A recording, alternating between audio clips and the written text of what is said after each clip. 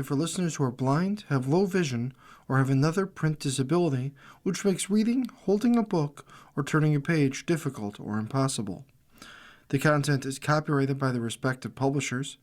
For more information, please visit us on the web at nfradioreading.org. Hello, this is Janice Marie Hunt, and for the next hour, I'll be reading from the Sunday, December 7th, 2025 issue of the New York Times Arts and Leisure section on the Niagara Frontier Radio Reading Service. Insight Culture, Sketchpad by Mike Dawson. Look around, look around. 10 years ago in December 2015, I found myself sitting front row at a new Broadway musical I've never heard of. If I'm being honest, initially I was not into it. Not throwing away my shot, what is this? The tickets were a holiday gift to all the employees of the company I was working for, one last time. I had no idea what a cultural phenomenon Hamilton was about to become. There was that unforgettable moment. We're finally on the field. We've had quite a run. The applause was euphoria. But that time is never. There are always new battles to be fought and wars to be waged. All you can know is where you stand. But admittedly, it quickly won me over. You'll be back. This is amazing. Jonathan Groff spit. I love musicals, and this one was exceptional. But also, I found that I was very much appreciating this telling of American history, this perspective. It mirrored well the conception of the world and how it worked that I had held at the time. A theater filled with folks who were sure they knew how the world operated. Positive, they were living in a time when certain things had now been forever settled. And it is still true today.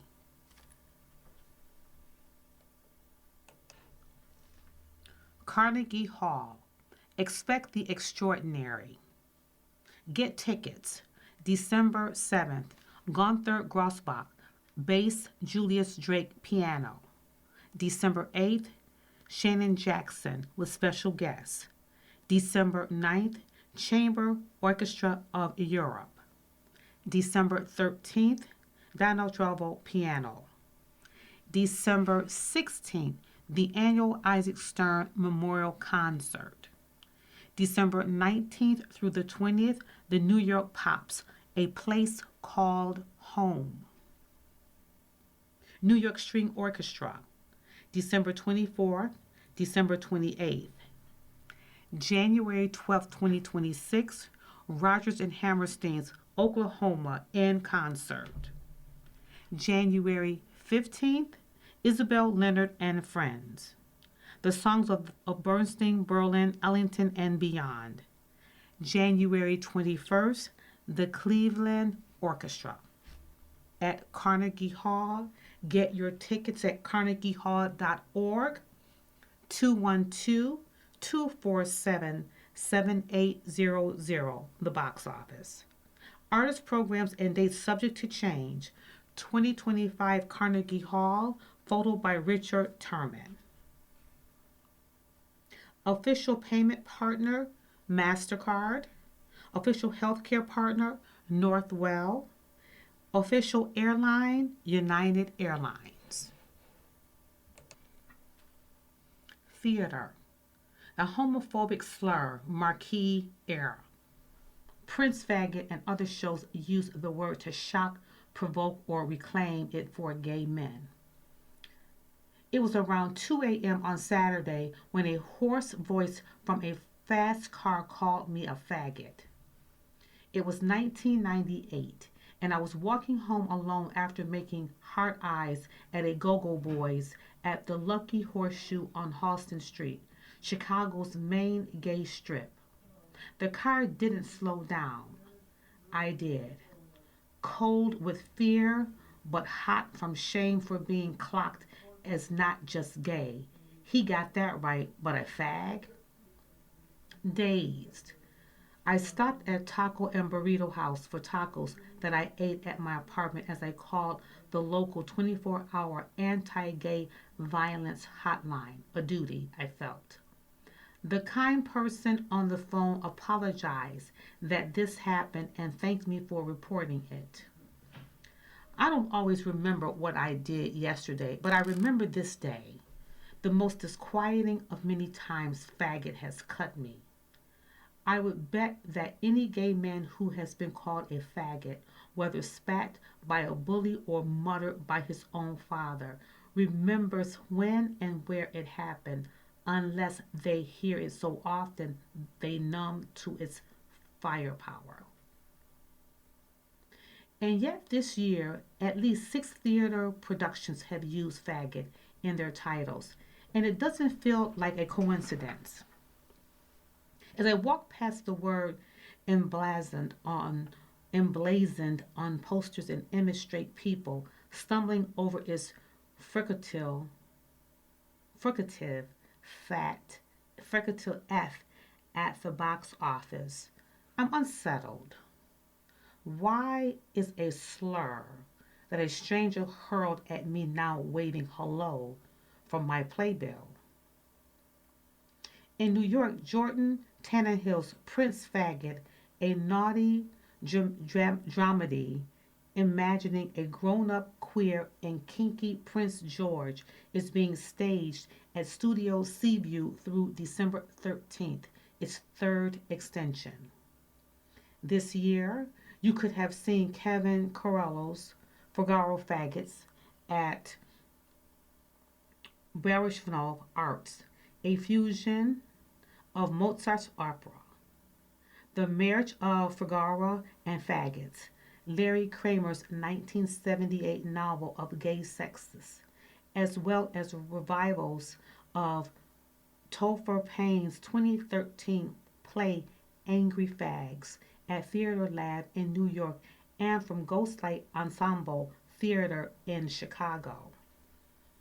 At the Park Avenue Armory is The Faggots and Their Friends Between Revolutions through December 14th, a stage version of Larry Mitchell and Ned Asta's Manifesto of Gay Liberation from 1977, adapted by the writer-director Ted Huffman and the composer Philip Venables.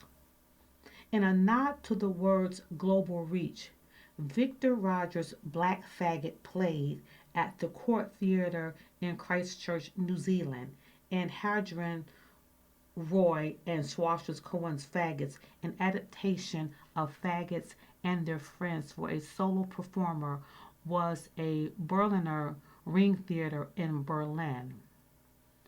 Gay men have long loved calling one another fags.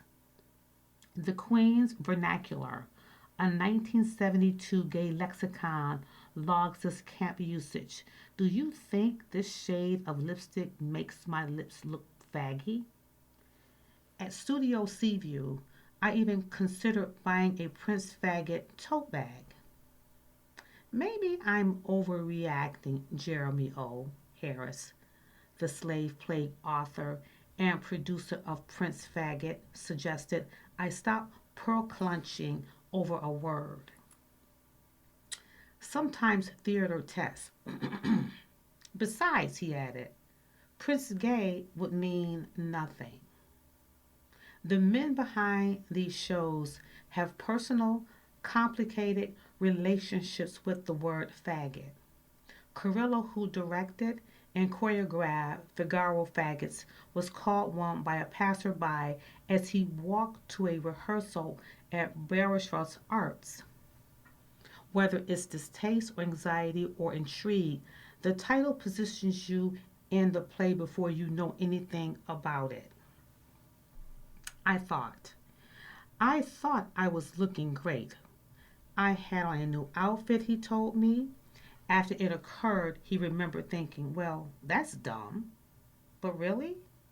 It was a badge of honor. It strengthened the punch I was putting into the work. Hoffman, who is directing the Park Avenue Armory production, said faggot is spoken hundreds of times in the show with love and joy and silliness.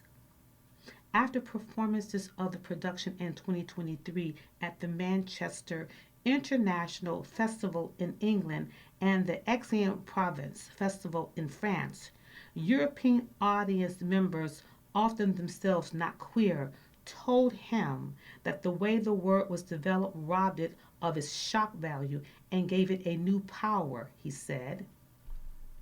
It feels really meaningful to hear that you can change the feeling of a word in a couple of hours, Hoffman said. Homophobic, sexist, and racist slurs have of course been used in theater and other artistic genres before, whether to make a statement, get a rise, or reclaim a hateful word for the people it has been used against. In 1973, L. Calmine's satirical review, The Faggot, got decent reviews off Broadway. In the late 70s, the pioneering black queer composer Julius Eastman used slurs as titles, a provocation that is part of the work and does the work, Tannehill said. In 2001, No Niggas, No Jews, No Dogs by the black playwright John Henry Redwood ran off Broadway. In an author's note, Redwood, who died in 2003, said he was taken aback by a request to change the name for a production in Philadelphia. If I deny the title, I deny my personal history, my experience, my memories, which I believe is tantamount to negating myself, he wrote. I believe artists should call their art what they want. I'm not offended by slurs in a theatrical context either.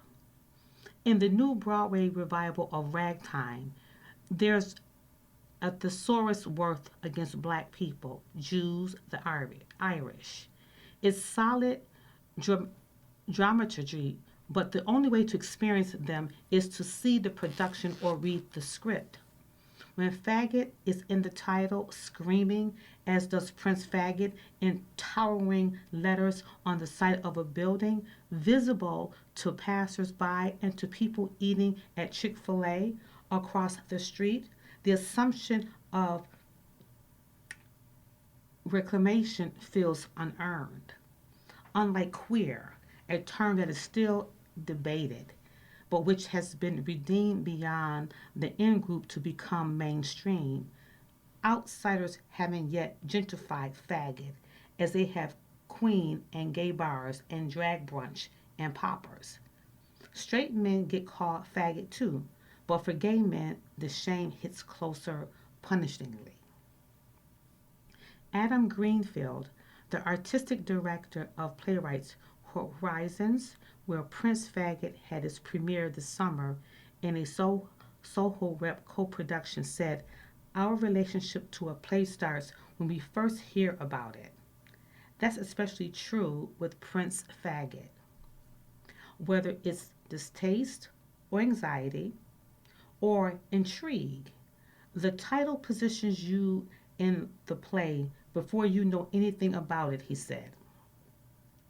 The language scholar Gregory Coles framed my discomfort as a question of decontextualization. The weird thing about a space in Times Square is we don't know who the speaker is, and the presumed audience seems to be everyone, says Coles, an adjunct professor of communication at Robert Wesleyan University. It's disorienting because our brains are coded to be looking for context, and the word triggers this oblivience in our interpretive minds. Huffman, Tannehill, and Carrillo, gay men who told me they'd be slurred with faggot, could have called their works anything.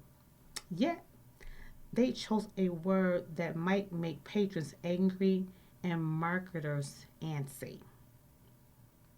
Verhoeven, who in October was named the general director of the AIXEN Province Festival, working with a book that already incorporated the word made it feel like a call of duty. The use of language in the book is so specific and so brilliantly chosen that to not use the title would be to undo something essential about it, he said. If you could write the book title when Larry Mitchell did, then certainly we can have the bravery to put the title in front of an audience. Still, the Armory's website offers a content advisory that I bet the Maverick Mitchell and Asta would have bristled at.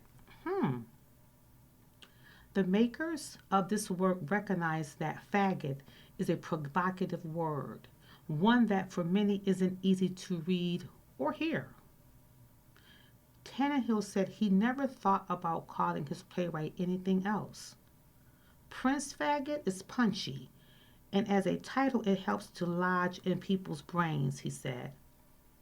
I asked word aficionados to weigh in.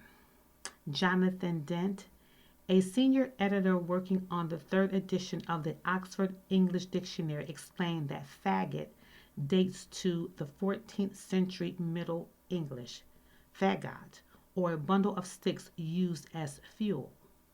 In North America, it emerged as a slur as early as 1913 when it became attached to men considered to be feminine. As dictionary people do, he sounded eager to keep an eye on the word's future, on the word's future. It's going to be interesting to see where the word goes, if it gets getting a higher profile in things like titles of shows, he said. Meredith G.F. Worthen, a psychology professor at the University of Oklahoma, seemed less interested. I get nervous to give our words to the straight community, said Worthen, who studies sexualities and LGBTQ stigma. With faggot, she added, the harm value of hearing the word has not been taken away. In the queer bubble that is New York, these shows have drawn little ballyhoo. Concerned about potential backlash, Playwrights Horizons contacted a board member who specializes in crisis communications to develop a contingency plan. It was never needed. And Greenfield said some playwrights, Horizon staff members, and ticket buyers declined to say Prince Faggot, choosing instead Prince F. But other than to be expected online chatter, the show's run ended without controversy. Tannehill chalked that up to being in New York with audiences who expect a show called Prince Faggot to be in your face. The word faggot, if you're up for it, let's go, he said. If not, Wicked is down the street. You are listening to a reading of articles and features from the New York Times Arts and Leisure section on the Niagara Frontier Radio Reading Service. Headliner: How Jason Schwartzman Likes to Doodle. And oh, what fun! On Amazon Prime Video, Jason Schwartzman's character Doug spends Christmas with his in-laws. Doug's feelings are most likely familiar to anybody who has been at a gathering of people who grew up together.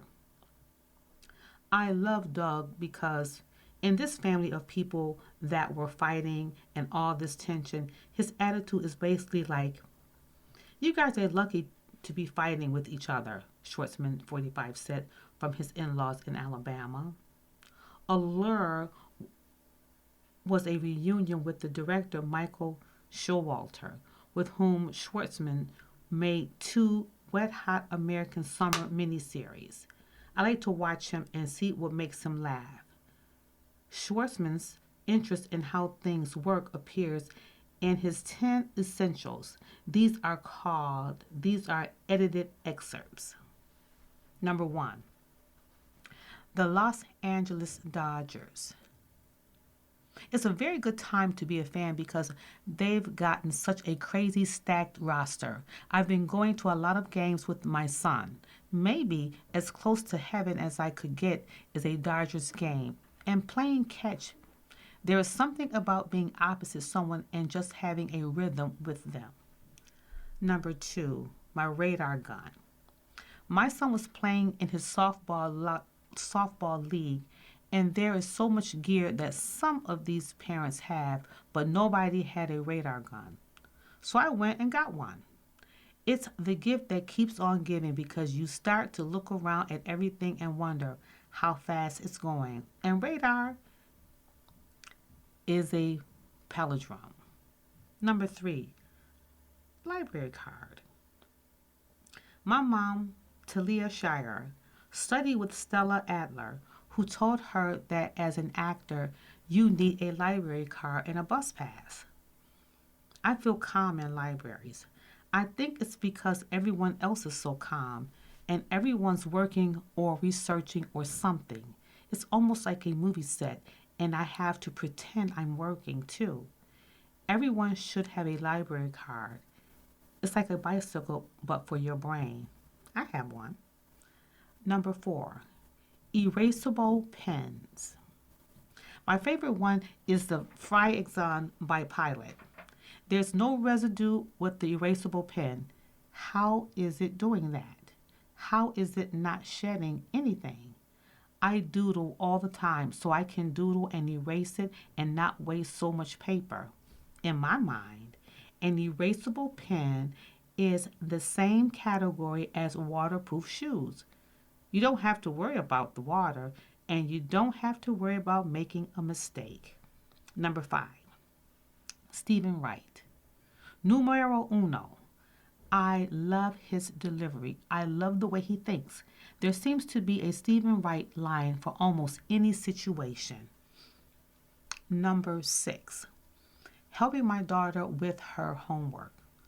When I was a teenager, I would ask my mom for help, and she would become so much more interested in what I was learning than me. Now I think I am that annoying person to my daughter. She's a great student, so I'm not really helping her with her homework as much as I'm near her when she's doing it. The Tokyo Puzzles, number 7. This is a collection of puzzles and mind games, and I take it with me everywhere. I don't really try to solve any of them. I love just looking.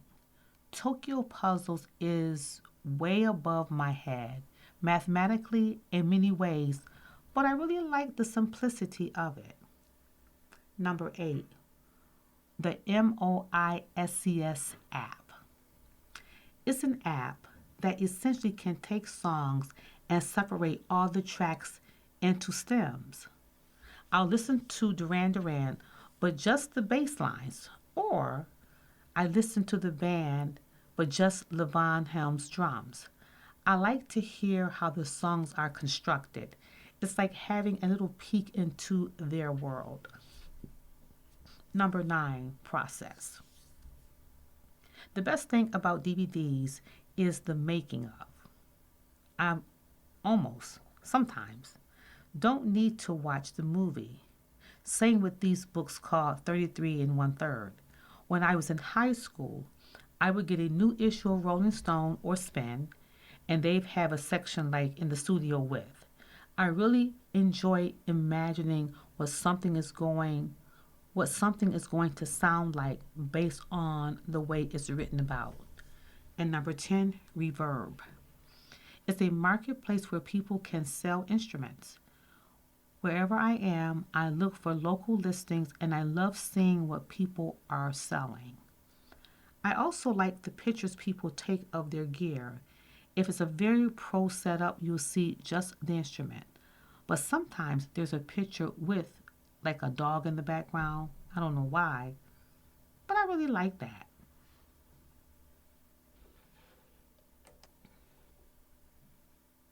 The Nutcracker, now through January 3rd, New York City Ballet.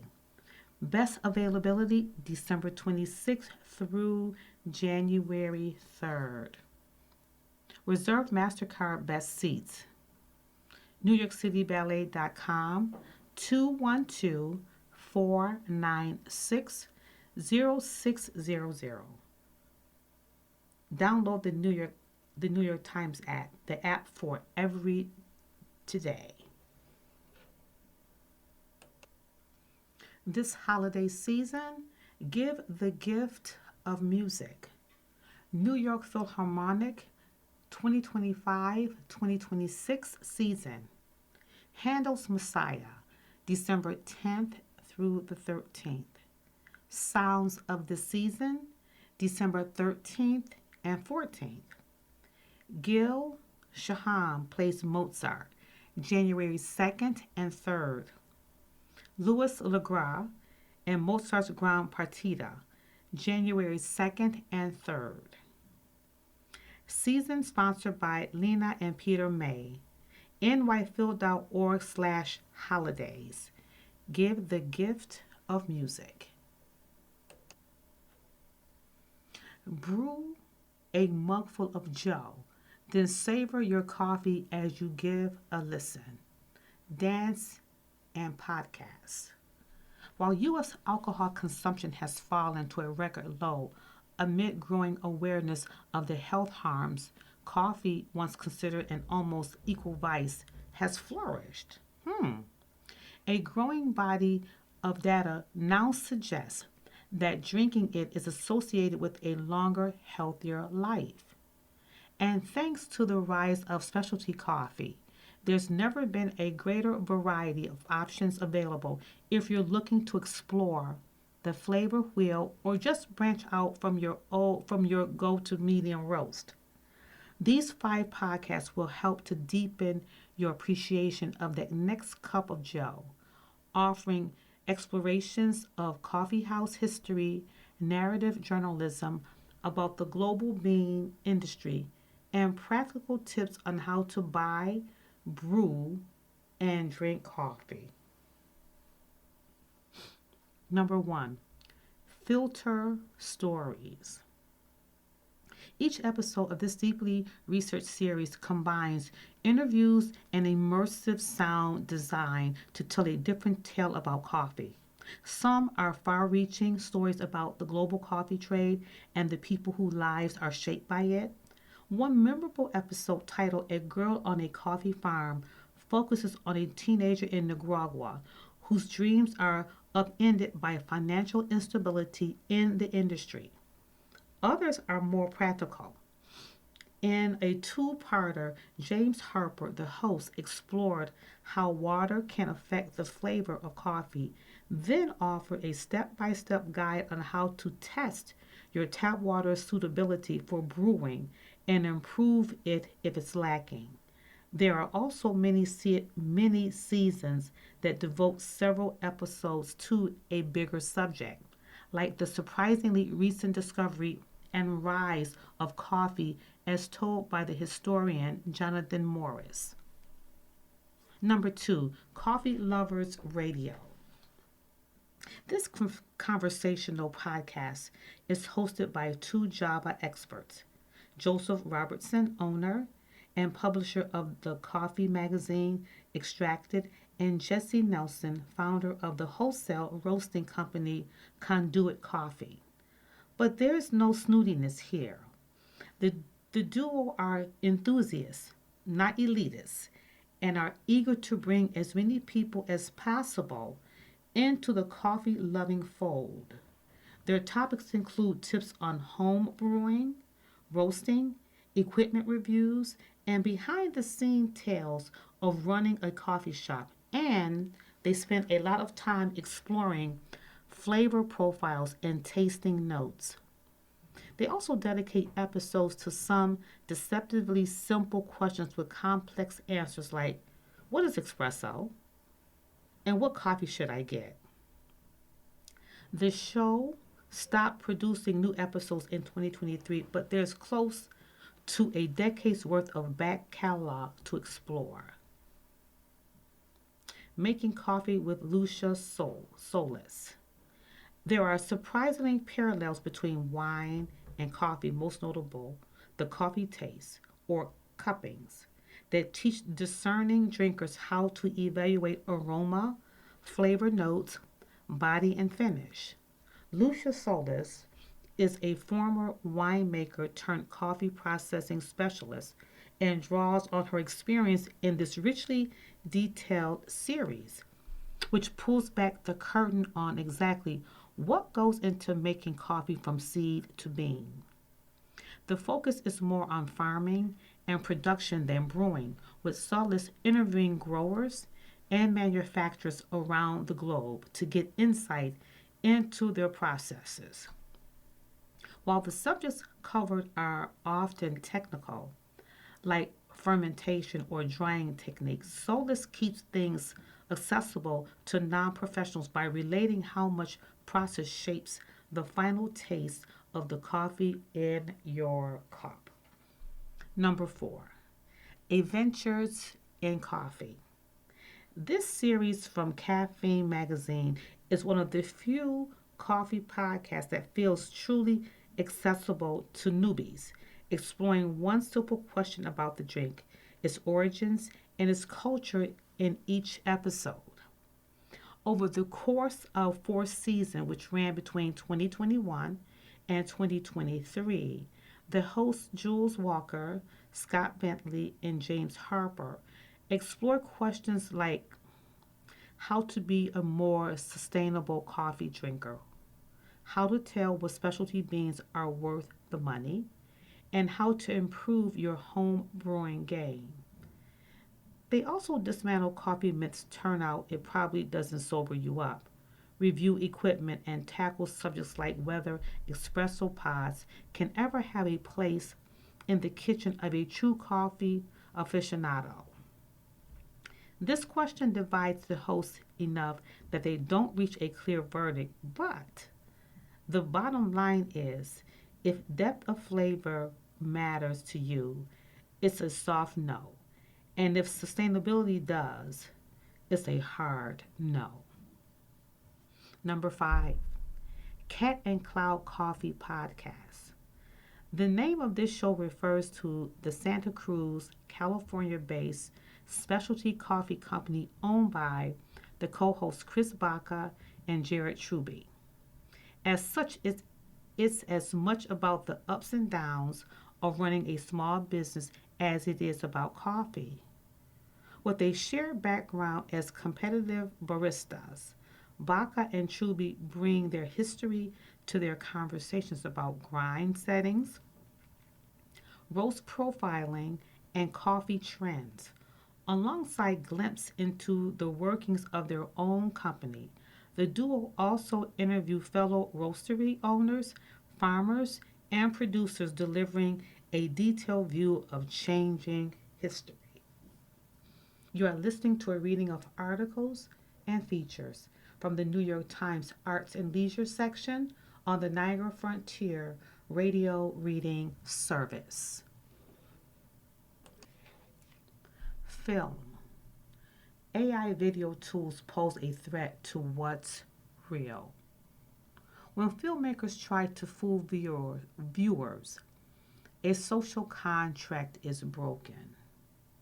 Manipulated documentaries undermine the idea of facts and a shared history and diminish trust. Like a surging viral outbreak, AI generated video has suddenly become inescapable. It's infiltrated our social feeds and wormed its way into political discourse. But documentarians have been bracing for impact since before most of us even knew what the technology could do. Documentaries fundamentally traffic in issues of truth, transparency, and trust. If they use so called synthetic materials but present them as if they're real, it's not just a portrayal of the tech contract between filmmaker and audience. The implications are far broader and far more serious. A century of shared history is in jeopardy. At a time when the idea of facts and shared reality is assaulted from every side, the turning point has arrived. The stakes couldn't be higher, and we all need to pay attention. Whispers that documentarians were using materials created with generative AI started surfacing several years ago. Roadrunner, the 2021 film about Anthony Bourdain, set off controversy when it failed to disclose that several lines of his voiceover had been generated with software trained on existing samples. That one made the news, but in other productions, sometimes cloaked by non disclosure agreements, more was going on than many audiences knew. In 2023, a group of documentary producers formed the Archival Producers Alliance and published an open letter to their industry calling for greater transparency, listing ways generative AI had been used without disclosure. You might be shocked by what they pointed out. Artificially created historical voices, which lead audiences to believe they are hearing authentic primary sources when they are not. AI generated historical images, fake newspaper articles, and non existent historical artifacts. In other words, you may have watched a documentary in the last few years and thought what you were seeing was real, but it wasn't. Of course, we're all aware that what we see in a video or a movie isn't necessarily real. We know about CGI and camera trickery and the ability to manipulate images. But until very recently, it took a fair amount of skill, or at least time and money, to make realistic fake videos. You would need the resources of a Hollywood studio, and even then, it might look a little janky. But with documentaries, there's also a kind of social contract. We believe that what they show us happened, with some exceptions. Reenactments have become more common in recent years, but filmmakers have developed a visual vocabulary for those stage scenes. They're dreamy, a little blurry, usually faceless. You immediately know what you're looking at because it doesn't look real. These conventions exist to preserve our trust in what we're viewing. If you're watching historical images of a civil rights march or scenes from a family birthday party, you believe that a producer dug up that footage. But finding and shooting footage is expensive and takes time. And that's exactly what today's documentarians are often not afforded, especially when they're working on a rip from the headlines films for the bottomless content pits that are streaming platforms. The temptation is clearly there to plug a prompt into AI. Sometimes that's even the mandate from on high. Who will know? Who will know, right? Who will know? When OpenAI demonstrated the first version of its Sora video generator in early 2024, the company used historical footage of California during the gold rush as a demo prompt. The New York Times sued OpenAI and Microsoft in 2023 for copyright infringement of news content related to AI systems. The two companies have denied those claims. Members of the Archival Producers Alliance, seasoned producers and directors, saw exactly how damaging this trend could be, not just for documentaries, but also for the shared public record. In 2024, they announced a comprehensive set of best practices. The guiding principle is transparency and trust. The audience should know when any AI tool is used, perhaps to enhance a damaged photo, sharpen an audio clip, or create a voice from written text and recordings. But this may be even more important. The guidelines are concerned with protecting history itself, with not muddying the historical record. If enhanced or generated material is used, the Alliance suggests the disclosure should be made on screen, not saved for the credits. Why? Every film that's streamed can be sliced, diced, and clipped. Any piece then becomes part of the archive, discoverable online and divorced from the larger context of the film, making it easy for someone to assume the clip is real. That's scary enough. But believe it or not, AI arises an even bigger issue for documentaries and in turn for all of us. In September, a clip surfaced in which a black garbage bag was apparently tossed from a White House window. The White House press office said a contractor was doing routine maintenance, but President Trump falsely declared the clip was AI anyway and made some revealing remarks. One of the problems we have with AI is both good and bad, he said. If something happens really bad, just blame AI. But also, they create things. It works both ways. That phenomenon has a name: liar's dividend, a term coined by two law professors in 2019. The idea is simple. We're becoming more aware of how easy it is to create convincing fake videos, which means people who claim real videos are fake are becoming more persuasive too. If they're caught on video but claim the video is AI, we're more likely to believe them, or at least we might feel pangs of doubt. With the release of OpenAI's video generator Sora 2 in September, the world irrevocably changed. Once the software is widely available, it would be possible for anyone to make a video of pretty much anything and fast. Most people can understand the obvious consequence of this earth shaking moment. Every video is now Schwarzenegger's video. It's both real and not real. We can take the liar's dividend one frightening step further. In this brave new world, no claim that a video is real will ever be fully persuasive. This raises an issue that documentarians have been worried about for years. Since cameras became a reliable way to film news, we depend on video archives to preserve our shared history.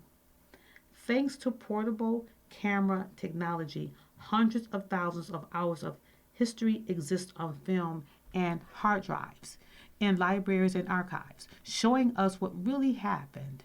At times, that footage shocks us and contradicts the stories we like to tell ourselves. History is written by the victors, but those accounts could be undercut by the tape. That's one reason documentaries are so important.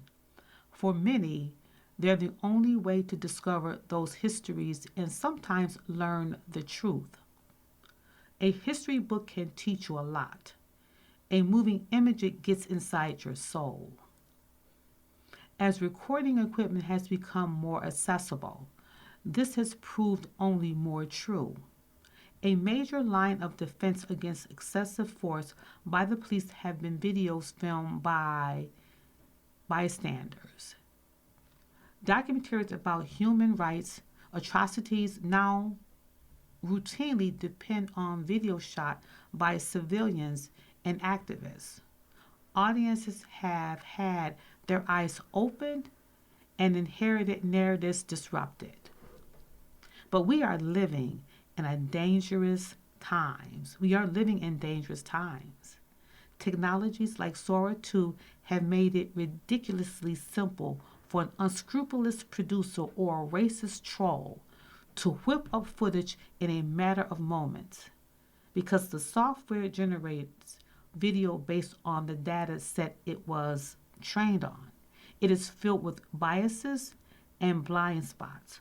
Attempts to fix the bias can have unexpected ramifications, as when Google's Gemini created photorealistic images of Nazis as people of color. AI makes images that use irresponsibly literally rewrite history.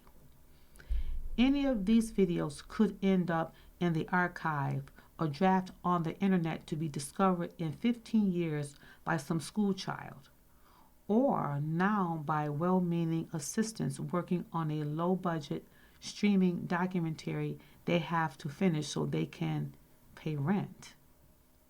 Theoretically, fixes exist.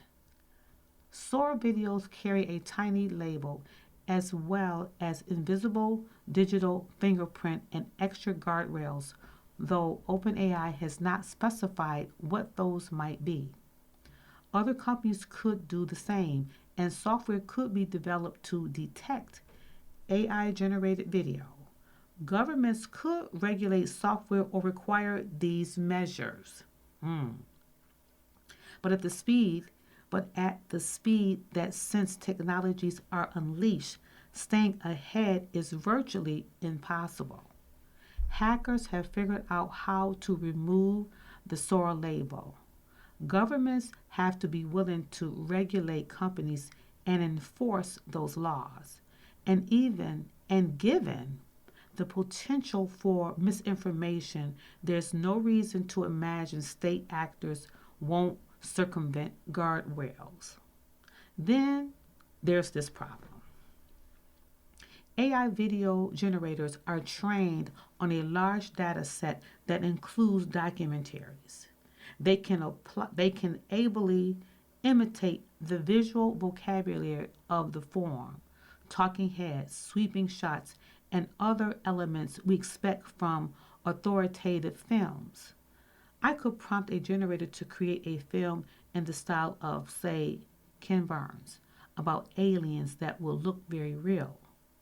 I could post it to YouTube, and by the time Burns disavowed the film, it would have gone viral. When muddying the historical record is a huge problem, let's not forget the liar's dividend. In a world where we are primed to doubt all video evidence, documentaries, which depend entirely on trust, are swept into the net. So now, a documentary made up of footage that challenges powers or makes a viewer feel uncomfortable, like this year's 2,000 meter to Andrivka, which Ukrainian soldiers' helmet camera scenes, and The Perfect Neighbor using body camera material, is much easier to dismiss altogether. Even a film with a hot mic confession like Robert Dirks in The Jinx 2015 is suddenly far more questionable. Documentarians have been fighting back. The newly formed Trust in Archives Initiative, for instance, is working on ways to authenticate and protect genuine archival materials. The Coalition for Content Provenance and Authenticity is developing an open technical standard that can certify the source of online content, and representatives from the tech giants Google, Amazon, Meta, and OpenAI are on the steering committee. Organizations like Witnesses are working with people documenting human rights violations, equipping them with resources for collecting video that is harder to discredit, and helping authenticate material in real time. But in my conversations with documentarians, it's clear that AI video creation tools and companies seemingly lack attitude toward their implications. have created a sense of not just urgency, but desperation. A responsible approach, documentarians say, would involve future proofing companies developing technology with stakeholders who can speak to the human cost of the product and recommend steps to mitigate the damage. On the whole, that's not happening. That's not happening. Which means it falls to us. And filmmakers and studios like Netflix and Amazon to find ways to keep alive values like trust and authenticity. This probably means the documentaries we watch will change shape a little, and using the Archival Producers Alliance guidelines is a good start. Developing voluntary industry wide certifications that help audiences identify responsibly made films, like the certified organic sticker on the produce, might also help. More documentarians might start inserting themselves into their movies, explaining to viewers how they were made. A filmmaker can lie, of course, but the added layer of human connection may instill confidence. The current market for documentaries is dismal. The demand from streaming platforms for movies about crimes, cults, and celebrities leads to slapdash aesthetics and rush timelines. In that market, the temptation to use AI generated footage is high and is often rewarded by viewers. In a real sense, we are part of the problem. Just going to the theater to see a documentary or paying a few bucks to digitally rent one with high artistic standards can go a long way toward reviving the market. This sounds bleak because it is, but that doesn't mean it's entirely hopeless. Our shared history deserves protection, and we all need to be part of the solution. Perhaps documentarians are the ones best suited to help us rethink what trust, transparency, and authenticity really look like when we can't believe our eyes.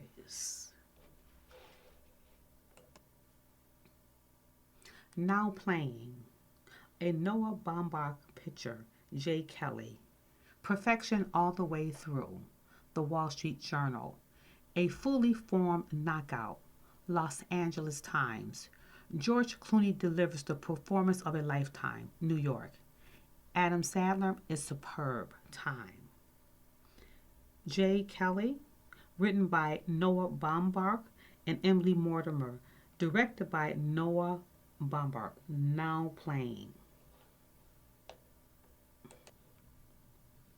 Ella McKay, a feel good movie, hilarious and perfectly timed, with Emma Mackey, A Star is Born. Only in theaters December 12th. Ella McKay.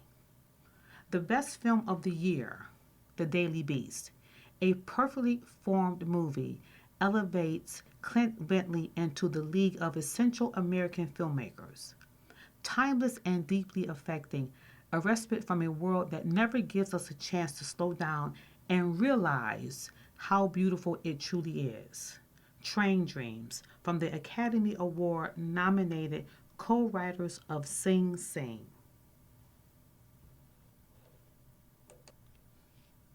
The Road Between Us, The Ultimate Rescue. Limited engagement starts December 19th. Reserve your ticket at newplazacinema.com. The most talked about documentary of the year, The Globe and Mail. Undeniably gripping, The Hollywood Reporter. A stirring story of courage and dedication. Roger RogerEpter.com. The inside story how a retired Israelite major general and his wife saved their family during the Hamas attack. 60 Minutes.